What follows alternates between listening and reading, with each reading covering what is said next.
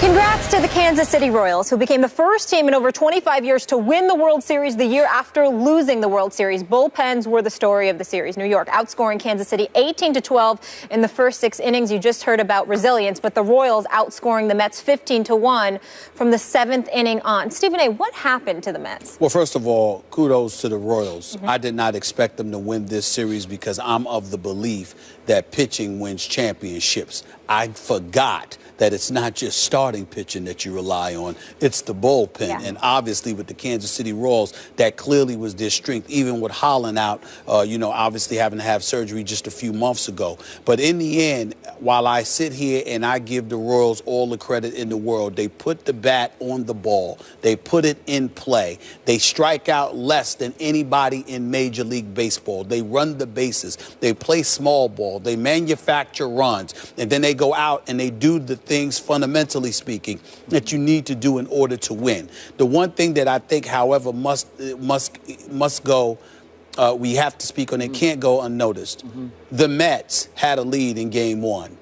You blew it. Not just an error by Wright, but also the blown save by Familia, all right, who didn't trust his 97-mile-per-hour sinker and instead tried to quick pitch Alex Gordon and then ended up costing him.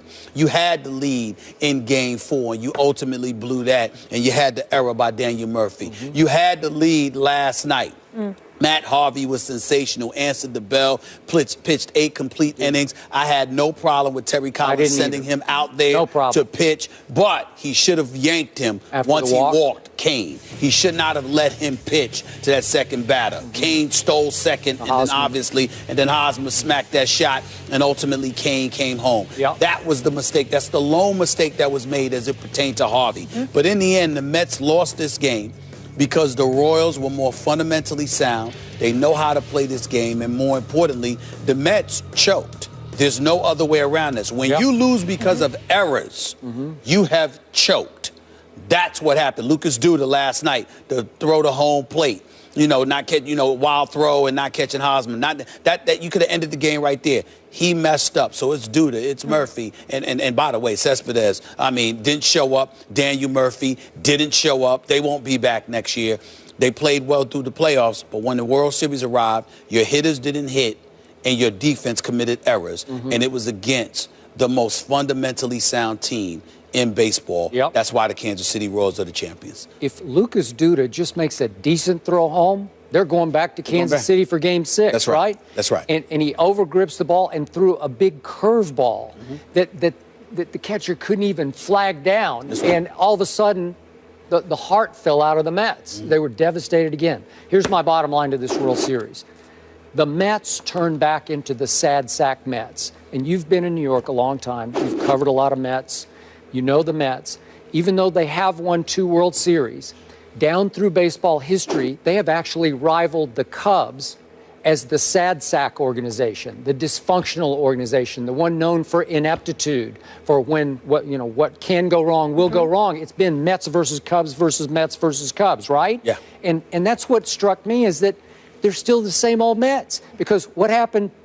The first batter up for Kansas City in Game 1, bottom of the first. Remember Escobar? That's right. Hits a long fly. And Cespedes, I don't know what he's doing. And he either lost it in the lights or his shoulder is hurting or whatever, and it bounces off his foot into an inside the park home run. Cespedes seemed like he didn't even care half the time. He didn't care. And batted 3 for 20 in this series with 6 strikeouts. And then Familia, untouchable. And he leaves the ball up and over the plate to Alex Gordon, and he hits it to Oklahoma City. Remember that? That devastated the Mets right there. And then you lived and you died by Daniel Murphy, because he was Babe Ruth to this point, and then he never looks like a second baseman to me anyway. He looks like a power hitter playing second base. He was also 3 for 20. Yeah, 7 strikeouts. He was terrible. Yeah. And then he botches that ball. He botched another ball in the 12th inning last night that opened the floodgates. So you live and die by him, and in the end, you're just the same old Mets, and you lost in 5. You swept the Cubs, and you lost in 5. Because the Cubs were the league leaders in strikeouts. Yeah. And Kansas City didn't strike out at all. Tough weekend for New York sports, and that comes from Miss Connecticut. No doubt. No doubt. Congratulations to Kansas City. They deserve it. Yes. They're 2 of the best ever, and both of their teams are 7-0. But does Peyton's team hold the edge over Brady's bunch? Find out next.